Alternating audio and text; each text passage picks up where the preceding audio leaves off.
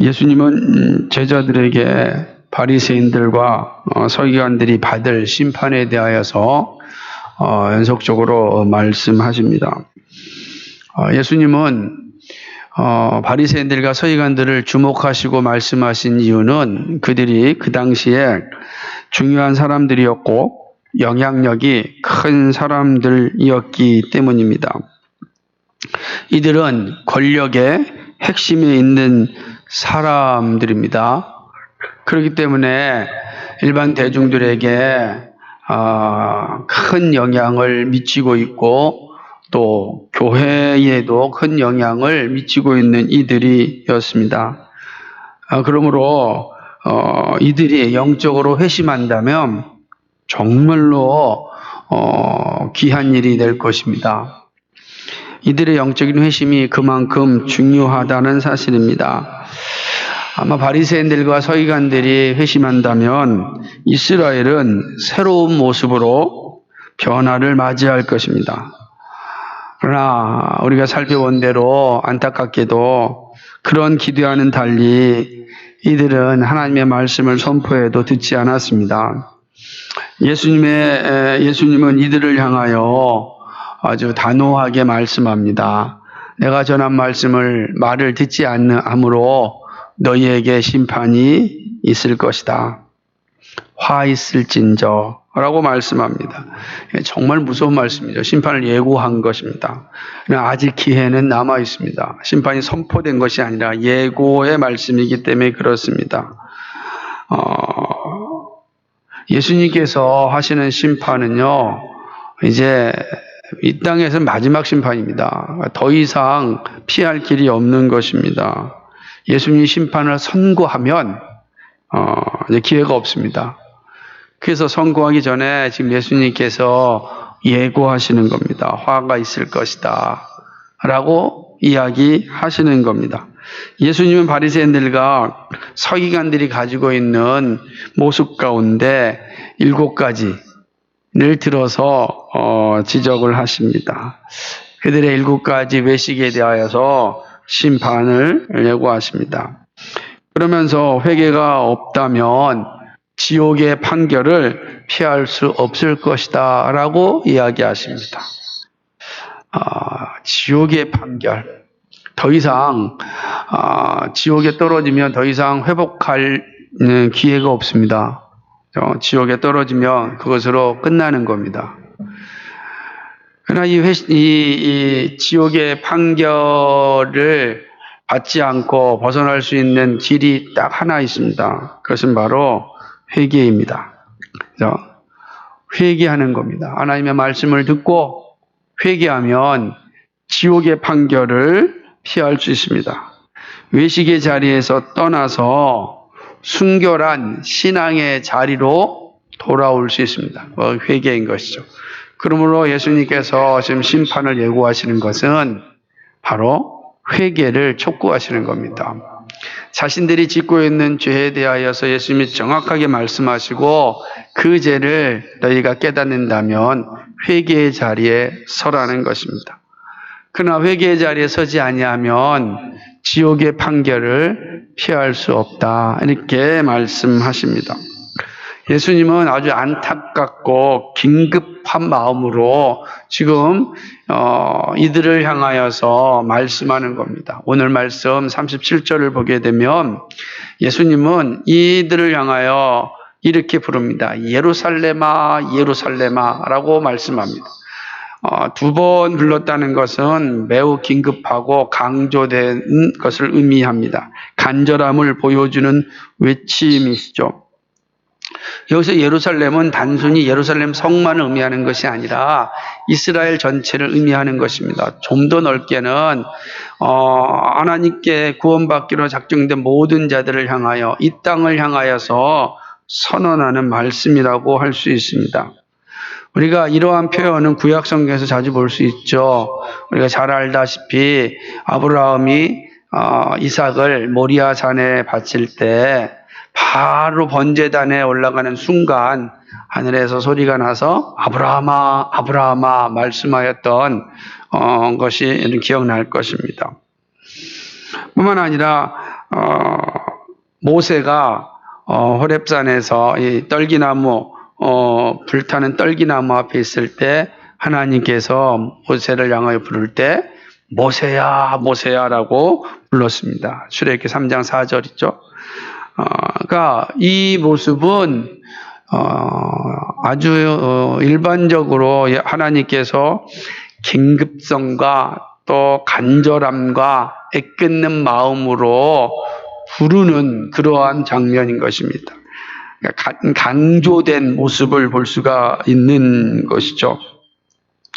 죽음의 순간에 다가와 있는 이스라엘을 향한 예수님의 긴급하고 또 간절한 부르심이다라고 할 수가 있습니다. 사실 우리도 그렇잖아요. 우리가 이름을 부를 때 반복해서 부른다는 것은 그것은 아주 긴급하거나 간절한 거죠. 아이가 위험한 상황에 처할 때 한 번 부르지 않잖아요. 큰 소리로 여러 번 부르듯이 이 표현을 보여주고 있는 것이죠. 그 예수님께서 왜 이렇게 말씀하셨는가? 이스라엘은 오랫동안 선지자들과 파송된 자들을 죽이고 돌로 치는 끔찍한 죄를 저질렀습니다. 이 죄는 회개하지 않는 한 지옥의 판결을 피할 수 없는 죄입니다. 우리가 이미 앞서서 34절과 35절에서 그 사실을 보지 않았습니까? 아벨의 죄부터 또 스가랴의 피까지 참으로 끔찍한 사실들이 이스라엘 가운데 일어난 일들이었습니다. 사실은 이들에게는 사람들을 죽일 권한이 없지만 이들은 이러한 악행을 행하였습니다. 뿐만 아니라 과거의 일뿐만 아니라 지금도 그런 일을 하고 있는 것이죠. 37절 보니까 선지자를 죽이고 내게 파송된 자들을 돌로 치는 자여라고 하는 걸 보니까 이 말씀은 현재형이잖아요. 쳤던 자여가 아니라 치는 자여라고 하니까 지금도 이 죄를 범하고 있다라고 하는 거죠. 이들은 그리스도인들을 박해하였습니다. 우리 사도행전 8장 1절을 가보면은 회심하기 전 그 사울을 통하여서 행하여진 악행들을 볼 수가 있지 않습니까? 스데반 집사님을 돌로 쳐서 죽이지 않았습니까? 그로 인하여서 교회들이 다 흩어졌습니다. 그죠? 고향을 떠나서 타지로 또 피신해야 되는 그런 일들이 일어나지 않았습니까? 이 일에 앞장선 사람들이 누굽니까? 바로 바리새인들과 서기관들이죠. 이들은 바로 하나님께 파송된 자들을 돌로 치는 그런 악행을 해왔고 하고 있고 또 계속해서 해나갈 것입니다.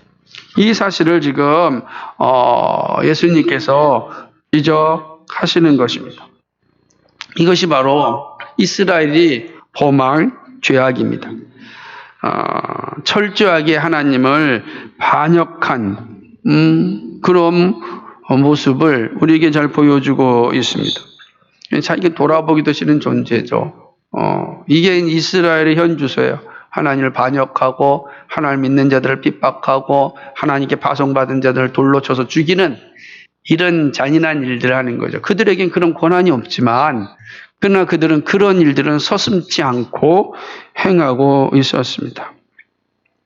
이것이 죄악이죠. 그러므로 이들은 지옥의 판결을 피할 수 없는 자들입니다. 그런데 놀랍게도 하나님은 이들에게 끊임없는 은혜와 사랑을 베푸십니다. 그들을 용서하고 회복하시기 위하여 끊임없이 다가오시는 모습을 볼 수 있습니다. 예수님은 그 모습을 이렇게 표현합니다. 암탉이 병아리를 날개 아래 품으려고 몇 번이나 하였느냐라고 합니다. 그죠? 어미 품에 안긴 병아리 아이를 생각해 보십시오. 그 똑같은 거예요. 어미닭 안에 품어 있는 병아리의 모습을 보십시오. 얼마나 안전하겠습니까? 주변의 모든 위험으로부터 보호받는 겁니다. 사실은 이 상징적인 것에도 재미있는 표현이 있는데 사실은 어미 닭의 이 품은요 또 그 항생제 역할하듯이 치유의 역할도 한다고 합니다. 그 아이 들어가면 그 병아리가 사실은 병으로부터 보호받고 낫기도 한다고 합니다. 그러니까 이 의미가 잘 담겨져 있는 거예요. 그러니까 예수님께서 말씀하는 거예요. 예, 나를 배반하고 반역한 너희들을 내가 다시금 치유하려고, 내가 너를 다시금 살리려고 얼마나 내가 너에게 다가갔느냐. 여러분, 뒤돌아보기도 싫은 자들인데, 근데 하나님은 끊임없이 사랑과 은혜를 베풀어 주셨습니다. 한 번 하시고 끝난 것이 아닙니다. 몇 번이냐라고 물으신 것은 반복해서 부지런히 그 일을 하셨다라고 하는 의미입니다. 그런데 이런 하나님의 은혜와 사랑을 이스라엘은 거부하였습니다. 사랑을 받지 않았습니다. 말씀을 듣지 않았습니다. 부지런히 선지자를 통하여 말씀을 전하였어도 듣지 않았습니다. 말씀을 듣지 않으면 자기 뜻대로 살겠다는 선언입니다. 내 삶은 내가 책임진다. 그러니 간섭하지 마세요. 라고 하는 선언인 것이죠. 독립적인 되게 멋있고 대단한 것 같지만 이건 가장 큰 교만이죠. 자기 마음대로 살겠다는 겁니다. 부모도 없고 오직 나는 나를 위해 살겠다라는 선언 아니겠습니까? 하나님의 뜻이 나에게 적용되는 걸 원치 않습니다. 라고 하는 의미인 것입니다. 악한 의지로 하나님의 선한 사랑을 거부하였습니다. 하나님은 결국 그렇게 부지런히 불러도 듣지 않은 이들을 향하여서 심판을 선언합니다. 너희 집이 황폐하게 될 것이다. 예루살렘이 멸망하게 될 것이다. 라고 하는 것이죠. 사실은 이 말씀은 선지자 예레미야가 이스라엘을 향하여서 선포하였던 말씀을 생각하게 되는 것입니다. 예레미야 44장 4절로부터 6절까지 말씀을 보면 예레미야는 하나님의 말씀을 떠나 있는 이스라엘 향하여 이렇게 선언합니다. 내가 나의 모든 종 선지자들을 그들에게 보내되 부지런히 보내어 이르기를 너희는 나의 미워하는 이 가증한 일을 행치 말라 하였어도 그들이 듣지 아니하며 귀를 기울이지 아니하고 다른 신들에게 여전히 분향하여 그 악에서 돌이키지 아니하였으므로 나의 분과 나의 노를 쏟아서 유다 성읍들과 예루살렘 거리를 살랐더니 그것들이 오늘날 같이 황폐하고 적막하였느니라. 하나님의 말씀을 전하였는데 듣지 않았습니다. 그러므로 하나님께서 심판을 내리셨고 그 예루살렘은 황폐하고 적막한 광야와 같이 아무도 살지 못하는 곳이 되어버린 것입니다. 죽은 땅이 될 것을 선언한 것이죠. 예수님의 말씀은 이 사실을 기억나게 하십니다. 내가 부지런히 너에게 말씀을 보냈는데 암탉이 병아리를 품듯이 그렇게 너희를 불렀는데 너희가 거부하였다. 그러므로 너희가 하나님의 심판을 피하여 갈 수 없다. 너희 집이 황폐하게 될 것이다. 라는 것이죠. 예수님은 이 사실을 이스라엘 향해 분명히 말씀을 듣지 않는 이스라엘에게 주어지는 결과는 멸망 외에는 없습니다. AD 70년의 이스라엘의 멸망은 이러한 황폐함을 잘 보여줍니다. 돌 위에 돌 하나도 남지 않도록 완전히 멸망한 게 예루살렘 아닙니까? AD 70년에 역사적으로 끔찍한 일이 벌어지지 않았습니까? 아주. 그러나 이 말씀은 AD 70년에 예루살렘의 파괴만 의미하는 게 아닙니다. 최후의 날에 하나님을 반역한 이들의 모습을 보여줍니다. 누구도 예외 없이 하나님의 말씀이 들려졌음에도 순종하지 않으면 지옥에 떨어집니다. 반드시 그렇게 됩니다. 역사를 통해서 반복적으로 우리에게 보여주셨습니다. 예레미야 선지자를 통해서 말씀하셨을 때 듣지 않았을 때 예루살렘 성이 바벨론 군대에 의해서 아주 황폐하게 되었습니다. 예수님께서 말씀하셨을 때 듣지 않았을 때 로마의 디도 장군에 의하여서 예루살렘이 황폐하게 되었습니다. 반복적으로 보여주시는 거예요. 마지막 날, 마지막 최후의 심판 앞에 섰을 때 하나님의 말씀을 듣지 아니하는 자들은 역사 속에 일어났던 일들과 같이 동일하게 이루어질 것임을 우리에게 보여주셨습니다.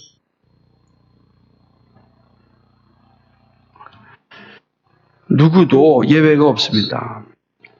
그런데요, 이 말씀하신 이후에 아주 의미심장한 말씀을 또 하십니다. 그게 39절 말씀인데요. 내가 너에게 이르노다 이렇게 이야기합니다. 이 표현은 매우 엄숙하고 진지한 표현을 나타내는 그런 묘사입니다. 내가 너희에게 이른다 라고 하는 것이죠.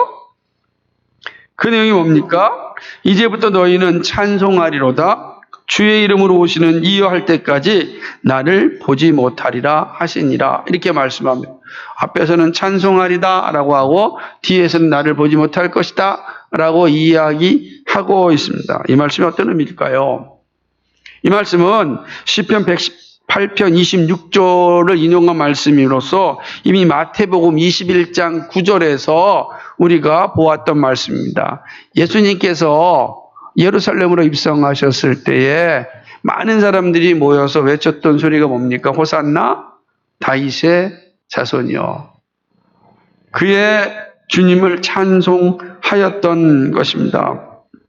구원과 승리의 찬송 소리가 바로 있었습니다.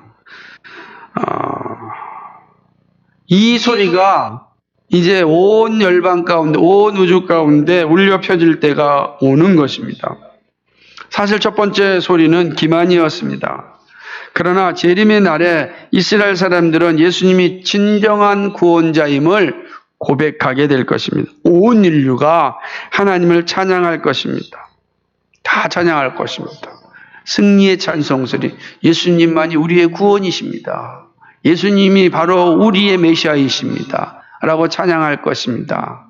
그러나 그날, 다시 말하면 주님이 재림하신 그날이 올 때까지 사람들은 예수님을 보지 못할 겁니다. 지금 그렇게 말씀하는 거예요. 너희가 그날 찬양하는 날이 올 텐데 그때까지 나를 보지 못할 것이다. 왜 그렇습니까?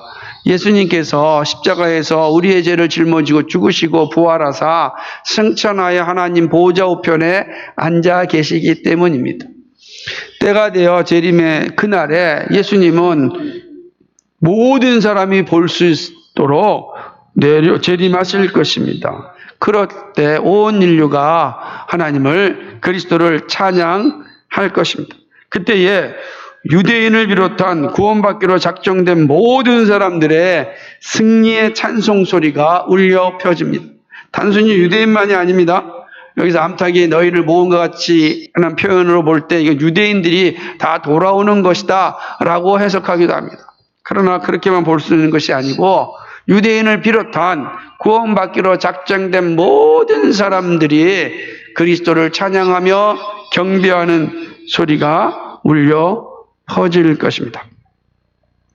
주님을 볼 수 있을 때는 바로 재림의 날입니다. 그때 정말로 온 구원받은 백성들이 찬송 소리가 이 온 우주를 떠나가게끔 외칠 것입니다. 그때까지 심판은 연기되고 복음을 들을 수 있는 기회가 주어졌습니다. 그때까지 복음은 심판이 연기되어졌고 복음을 들을 수 있는 기회가 주어진 거예요. 오늘 우리가 그 기회 속에서 복음을 들을 수 있게 된 것입니다. 예수님은 바리새인과 서기관들을 향하여 심판과 소망의 말씀을 하심으로 끝맺으십니다. 그런 의미에서 오늘 본문은 3절의 짧은 말씀이지만 예수님의 마음이 깊게 담겨있는 말씀이라 할 수 있습니다. 자, 이 말씀을 통하여 예수님께서 우리에게 들려주시고자 하는 교훈이 무엇이라 생각합니까? 이 말씀을 통하여서 우리가 배워야 할 진리는 무엇입니까? 세 가지로 생각해 보겠습니다.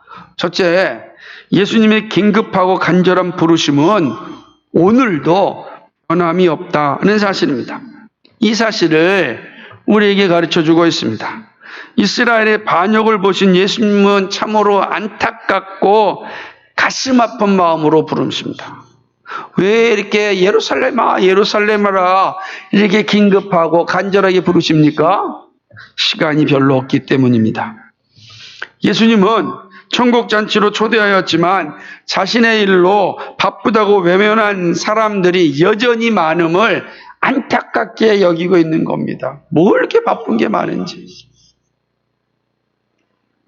복음의 소식들이 들려와도 듣지 않는 이들이 얼마나 많은지 모릅니다. 얼마나 많습니까?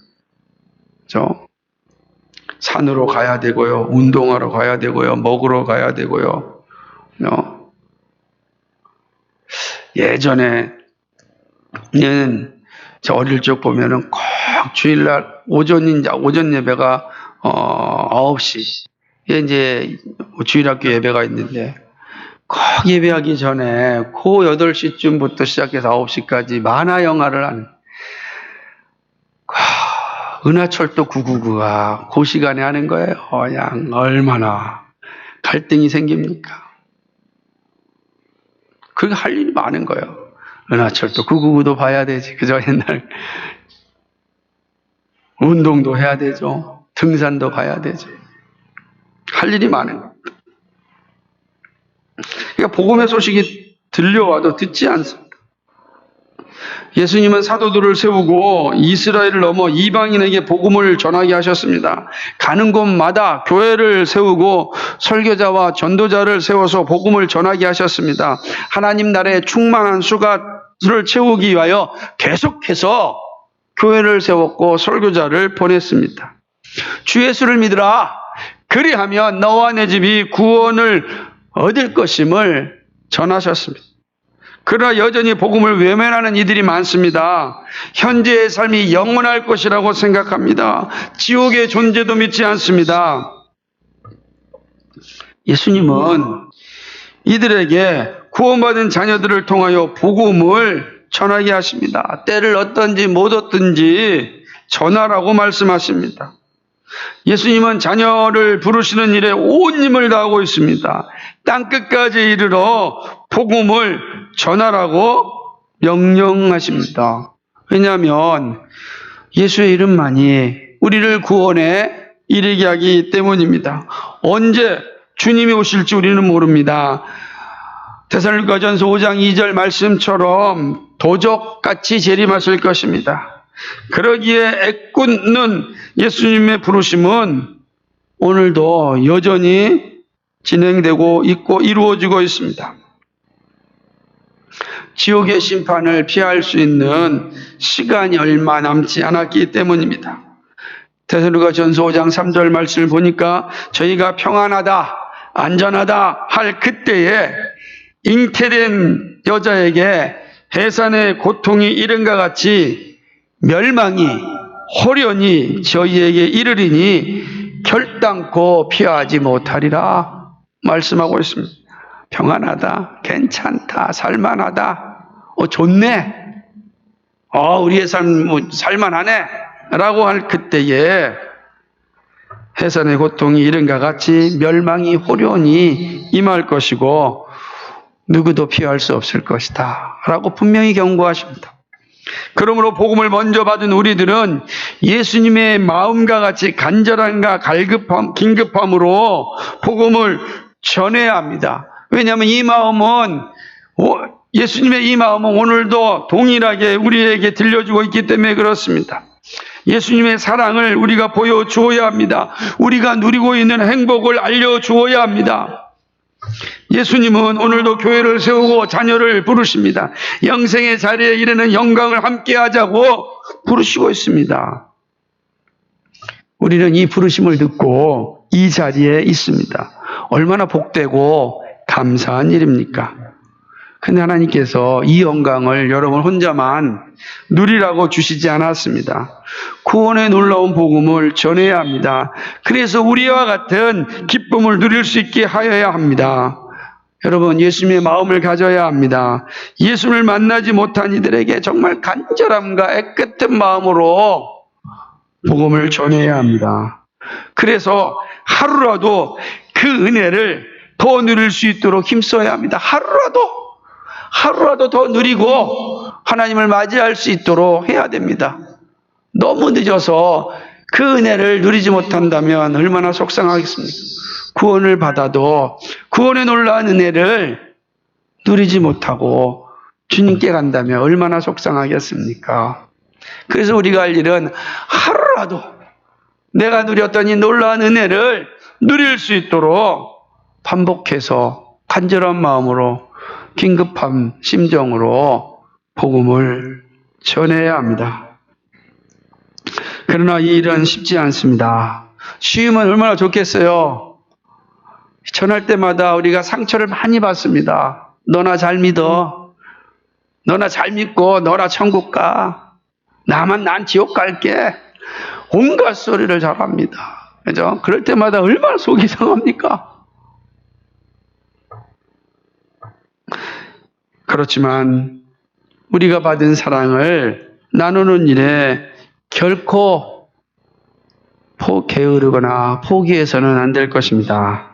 우리는 지혜롭고 순결하게 또 예의 바르면서 사랑을 가지고 예수님을 전해야 합니다. 간절한 마음을 가지고 전할 때 주님께서 우리의 마음을 사용하실 겁니다. 여러분, 주님께서 이 간절하게 부르신 오늘도 여전히 진행한다, 변함이 없다 라는 사실을 꼭 기억하십시오. 이제 주님이 우리를 통하여 그 일을 하고자 하십니다.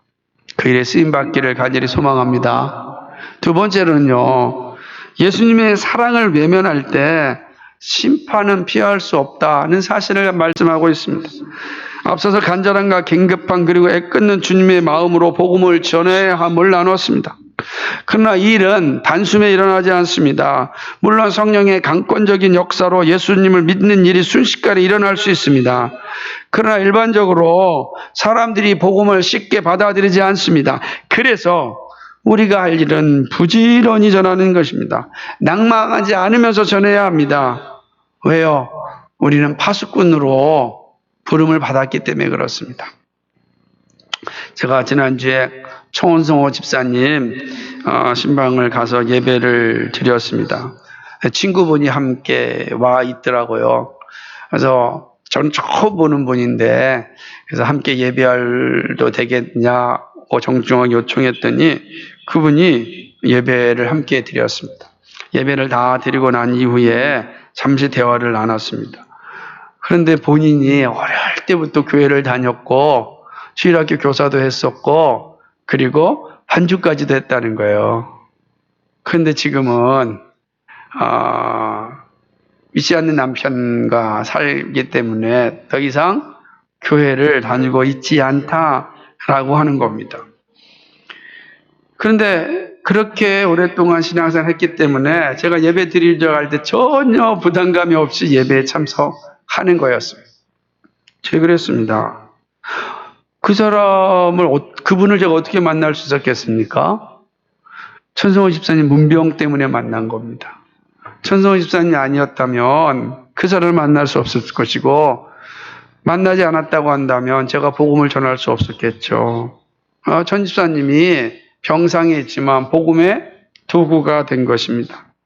그래서 제가 정말 열심히 복음을 전했습니다.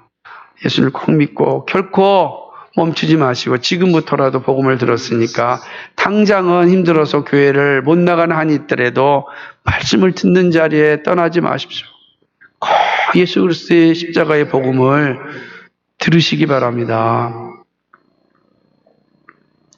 아마 혹시 그분이 오늘 우리 예배에 참석해서 이 말씀을 듣고 있을지 모르겠습니다. 정말 예수 그리스도의 복음을 들으면 복이 옵니다. 영생이 우리에게 주어진다라고 하는 것이죠. 우리는 복음을 전할 수 있을 때 전해야 합니다.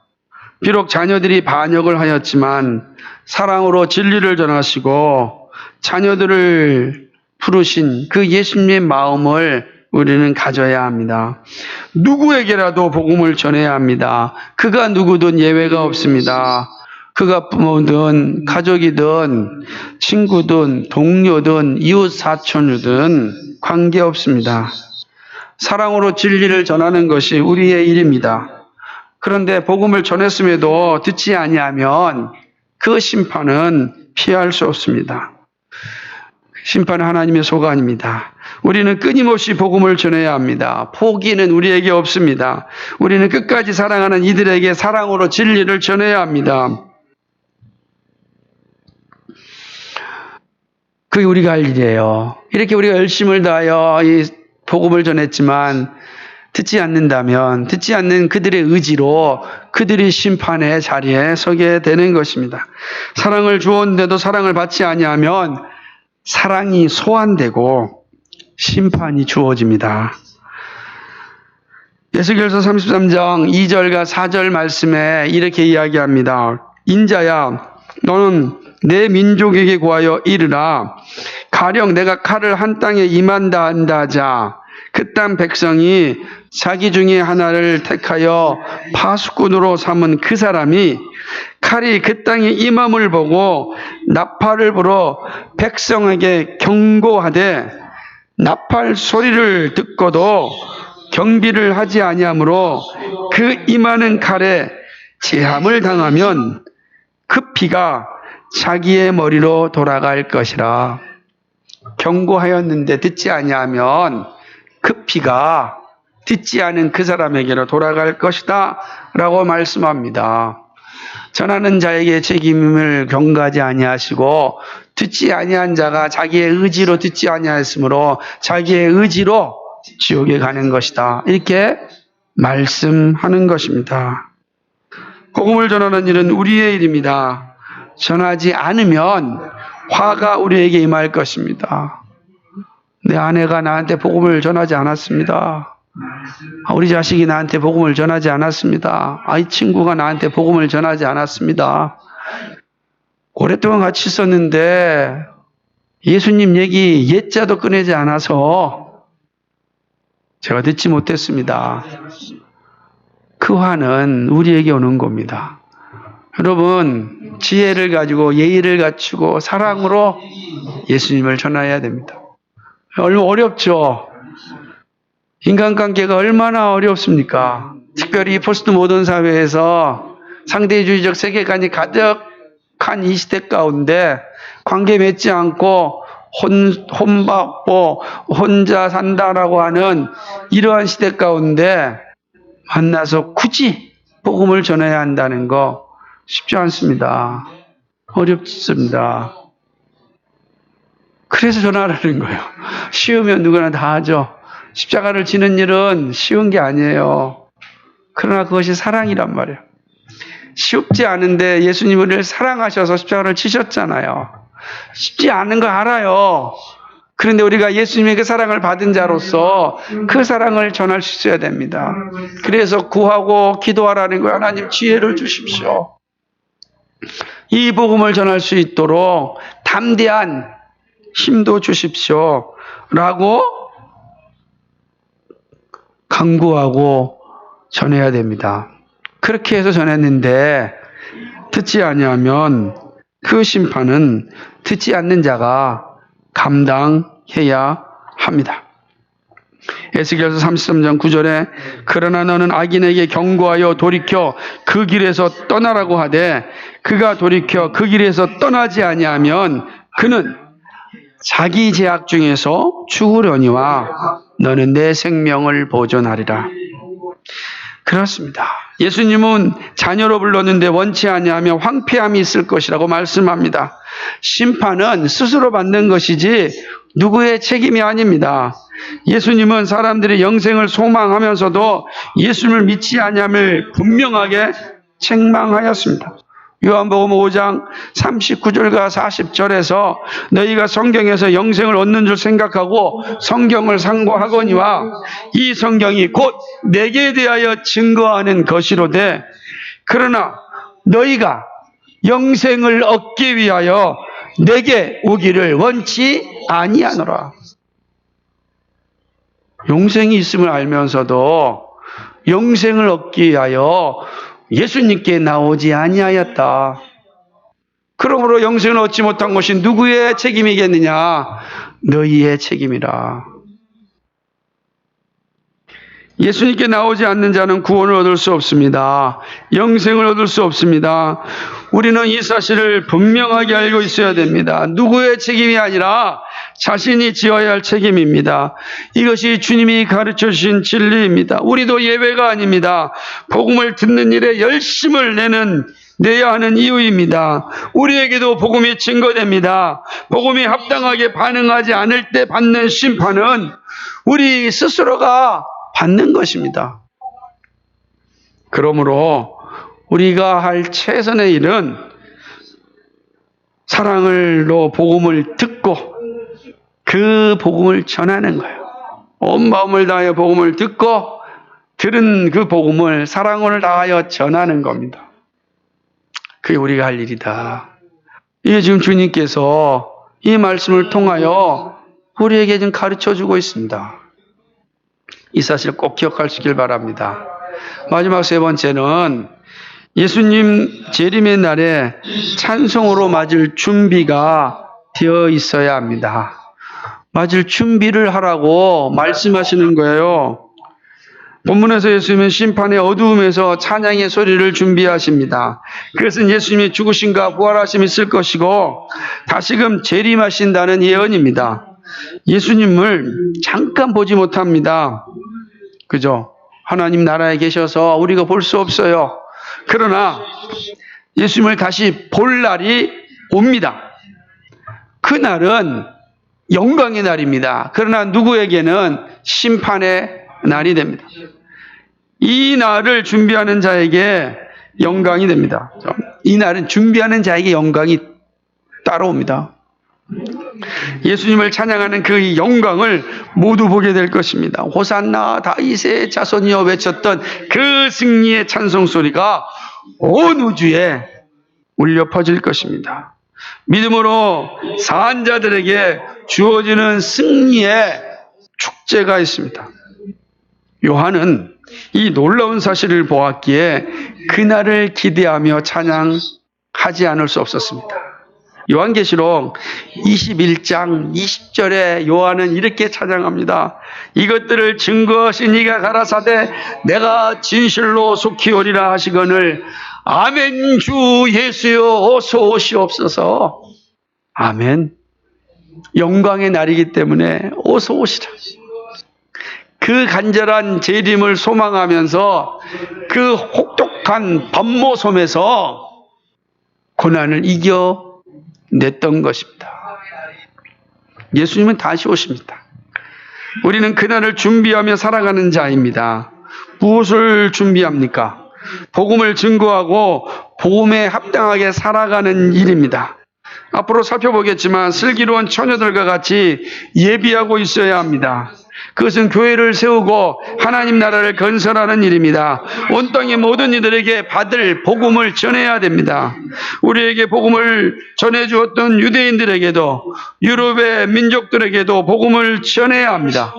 그렇죠. 다시 전해야 됩니다. 하나님께서 이 땅에 복음의 놀라운 은혜를 주신 것은 다시 복음을 전하라고. 그 일을 우리에게 맡겨주셨습니다. 그러므로 교회는 끊임없이 선교의 사명을 감당해야 하는 것입니다. 그리고 이 땅에서 복음에 합당하게 살아가야 합니다. 이것이 우리가 예수님 재림의 날에 찬송으로 맞을 준비입니다. 바울은 우리가 주님을 맞기 위하여 흠없이 지켜주기를 간절히 기도하였습니다. 데살로니가 전서 5장 23절에 평강의 하나님이 친히 너희로 온전히 거룩하게 하시고 또 너희 온 영과 혼과 몸이 우리 주 예수 그리스도 강림하실 때에 흠없게 보존되기를 원하노라. 기도입니다. 하나님 주님 오실 때 흠없게 보존될 수 있도록 지켜주십시오 라고 하는 기도입니다. 그날이 멀다고 생각하지 마시기 바랍니다. 언제나 그날을 기대하시기 바랍니다. 주님이 오시는 그날은 가장 큰 영광의 날입니다. 그래서 주님 맞이하기에 흠없이 준비되어 있도록 기도해야 합니다. 왜 이런 기도를 하였을까요? 주님 오실 때까지 우리에게는 여러 가지 시험이 있습니다. 시험에 무너지지 않고 보존해 달라는 기도입니다. 하나님 그 시험에 무너지지 않게 해주옵소서. 우리에게 여러 가지 고난이 찾아올 것입니다. 육신적인 고난도 올 것이고 영적인 고난도 올 것이고 경제적인 고난도 올 것입니다. 이런 고난이 올 때 하나님을 배반하지 않게 해달라고 기도해야 되는 것입니다.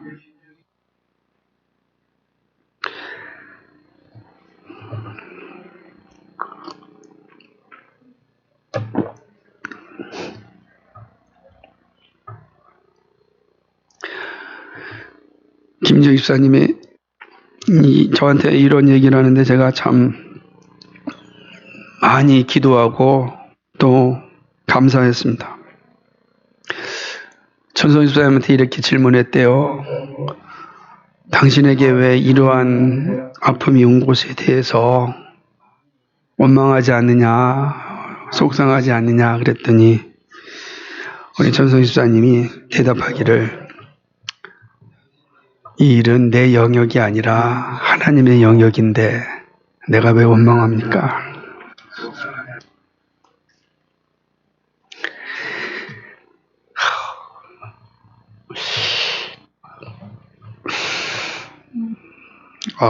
저는 정말 그 소리를 듣고 얼마나 많이 회개했는지 모릅니다. 정말 이 사도 바울이 기도하는 내용이 그런 거예요. 주님 맞을 때 흠없이 보존되기를 도와주십시오. 얼마나 어려운 일이 우리에게 많이 생기는지 모릅니다.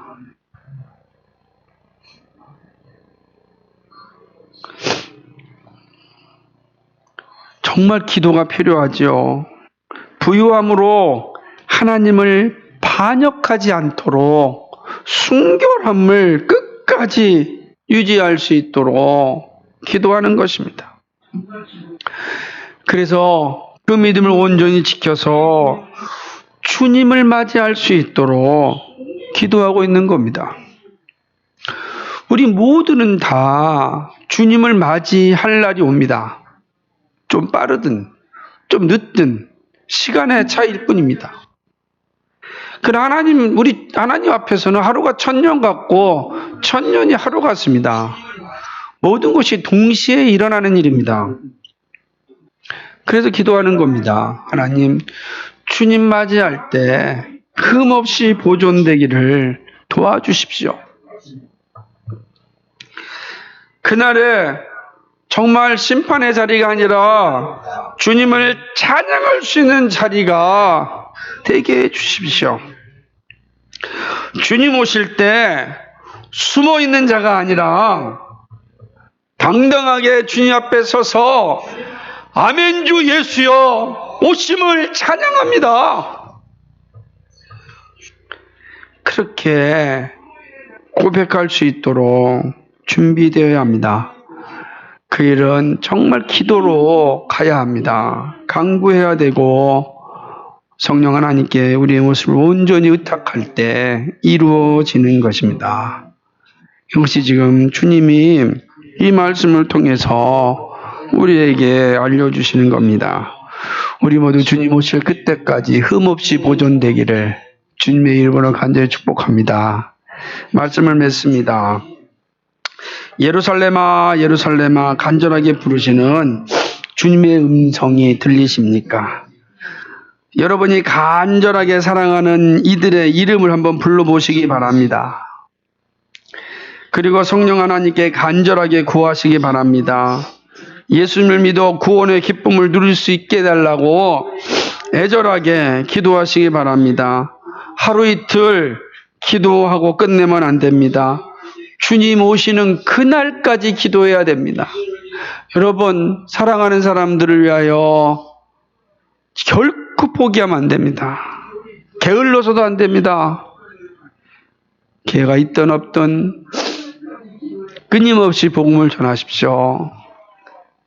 밥을 먹는 자리든 잠자리든 걷는 자리든 하나님 지혜를 주셔서 이 사랑하는 사람에게 이 복음이 들려줄 수 있도록 기도하시고 전하셔야 합니다.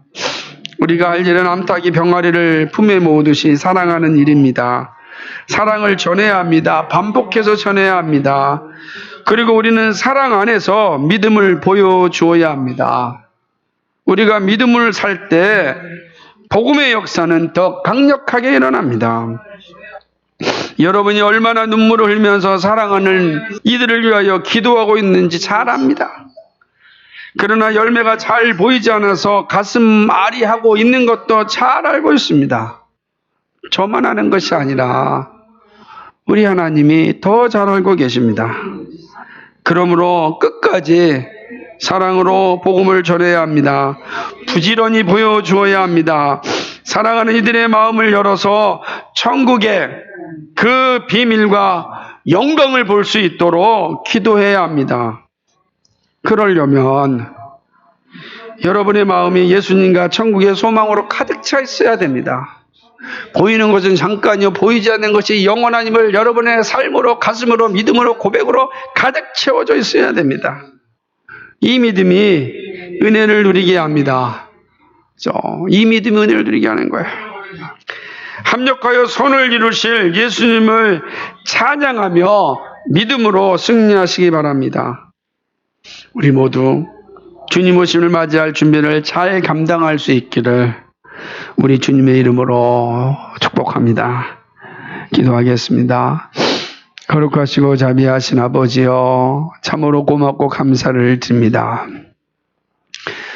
예루살렘아, 예루살렘아. 예수님이 그 사랑하는 이름이었습니다. 예수님이 정말로 존귀하게 여기는 이름이었습니다. 하나님의 임재가 있는 곳이 바로 예루살렘이었습니다. 바로 예수 믿는 우리들입니다. 예수 믿어야 될 우리의 사랑하는 이들입니다. 오늘도 그 이름을 부르며 기도합니다. 우리 주님 오실 때 그 영광스러운 자리에 함께할 수 있도록 위하여 기도합니다. 주여, 우리의 기도를 들어주옵소서. 긴급하게 부르시는 그 사랑에 화답하게 하여 주옵소서. 심판의 자리가 아니라 영광의 자리에, 찬송의 자리에 설 수 있도록 주여 도와주옵소서. 우리가 주는 그리스도시요 살아계신 하나님의 아들이십니다. 예수님이 나를 위하여 십자가에 죽으셨고 나의 죄를 다 감당하여 주셨고 나에게 의를 전가시켜 주심으로 우리가 구원을 받아 천국 백성이 되었습니다. 이 믿음의 고백이 우리를 영광스러운 자리로 인도케 합니다. 이 놀라운 복음을 전하는 우리 모두가 되게 하여 주옵소서. 하나님, 주님 오시는 그날 기쁨으로 모두 함께 참여할 수 있도록 우리를 도와주시고 인도하여 주시고 함께하여 주옵소서. 하나님, 흠없게 보존되게 하여 주옵소서. 시험을 이기게 하여 주시옵시고 고난을 견디게 하여 주시옵시고 하나님, 교만의 자리가 아니라 겸손의 자리에 있게 하여 주옵소서. 하나님께서 마음껏 쓸 수 있는 겸손한 자 되게 하여 주옵소서. 그리하여 하나님의 이름을 만방 가운데 증거하는 사랑하는 죄 백성들 되게 하여 주옵소서. 주께서 함께하여 줄 줄 믿사옵고 예수 그리스도의 받들어 기도하옵나이다. 아멘.